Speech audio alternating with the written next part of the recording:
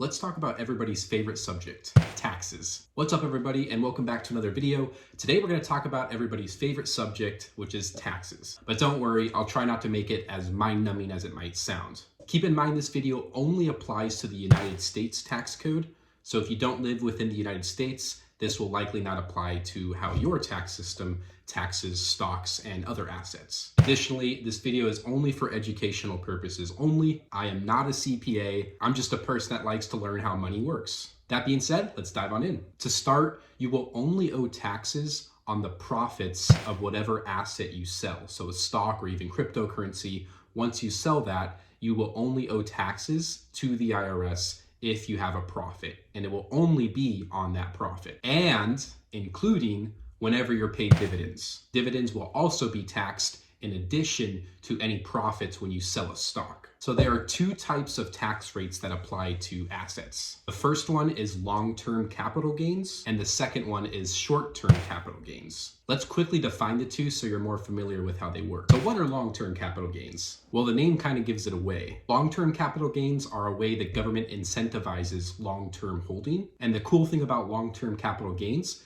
is that your assets are taxed at a significantly less tax bracket or tax rate compared to short-term capital gains. If you hold an asset for over a year before you actually sell that asset, long-term capital gains will apply to your profits only. So only the profits are taxed. So for example, if you buy a stock for $100 and then a year and a half later, you sell it for $120, only that $20 gain is taxed. Long-term capital gains are taxed at either 0, 15, or 20%, depending on whatever tax bracket you're in. And if you look over here, you'll see the tax brackets and you'll be able to see which tax rate will apply to you if long-term capital gains apply. All right, let's jump over to short-term capital gains. So what are short-term capital gains? Short-term capital gains apply if you hold a stock for exactly a year or less than a year and then sell it. Again, with short-term capital gains, only the profit is taxed, and short-term capital gains is taxed as earned income, which is the same tax rate that you would pay as if you were making money from a job. And that tax rate can be all the way up to 37%, depending on what bracket you fall into. And if you look over here, I'm going to go ahead and leave the federal tax bracket. That way you can get familiar with what tax rate might apply for you if you sell a stock and short-term capital gains apply. So again, you will only be taxed on whatever profit that you earn after selling a stock and whenever you are paid dividends. Both selling for a profit and being paid dividends are considered a taxable event. So just as a quick example, if you held a stock for more than 1 year and then you go and sell that stock for a profit, your profits only on that sale would be taxed at a long-term capital gains rate, which is either 0, 15, or 20%, depending on your tax bracket. On the other hand, if you hold a stock for less than a year or exactly a year, and you go to sell it for a profit, short-term capital gains will apply, which is taxed as earned income all the way up to 37%, depending on what tax bracket you fall into for that year. Okay, so now that we covered selling for a profit, let's go ahead and talk about the next taxable event,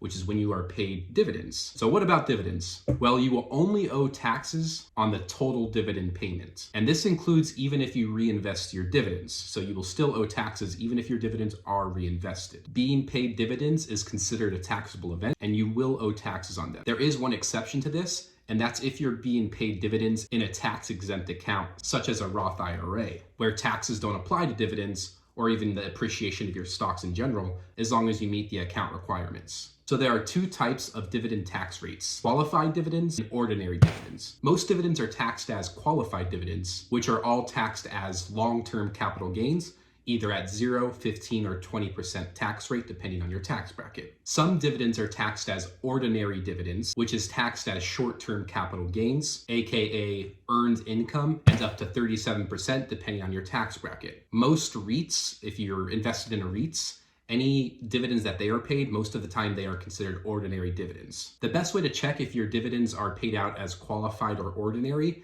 is to go to dividends.com, search up your stock, and it will tell you on there if it's either qualified or ordinary. Most of the time, most dividends are paid as qualified, but it's always good just to double check just so you know. It will also be stated on your 1099 form that your stock brokerage gives you at the end of the year, so you'll also know by then if you haven't checked already. So another question you might ask is, What if you sell a stock at a loss? How would taxes work then? Well, as a matter of fact, you actually get a tax benefit from that. if you sell any stocks for a loss, they can offset any capital gains in that same taxable year. So let's say you sold a stock and you profited $20 off that sale. And then let's say you sold another stock and lost $20 off of that.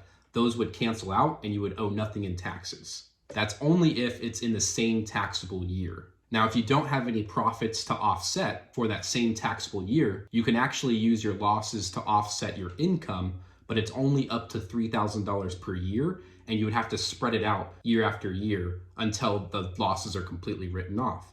So for example, let's say in 2022, you lost $9,000 by selling stocks and you had a total loss of $9,000, but you had no profits to offset. So for the year 2022, you could write off $3,000 against your income. And then in 2023, you could write off another $3,000.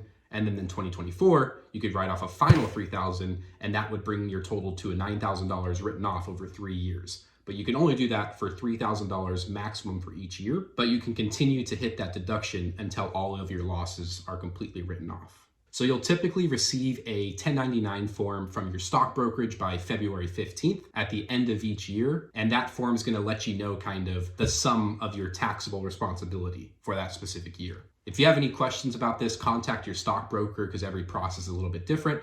They should give you more information on how they'll send out your 1099 form so you have that for your records. Also, keep in mind with this video, this only applies to federal taxes. There are many states that actually tax as well for capital gains in addition to federal taxes. So you'll want to do some more research depending on what state you live in on what additional taxes you'll have to pay if you have any capital gains for that year. As mentioned earlier, this video is only intended for educational purposes. If you have any specific questions regarding your specific situation, contact a CPA who can help break that down and help you out with any questions you might have. Well, I hope this helps give you a general understanding of how taxes work with stocks and even crypto. If there's anything I can potentially explain better, let me know in the comments. I hope it was helpful though, and thank you so much for watching. I really appreciate it.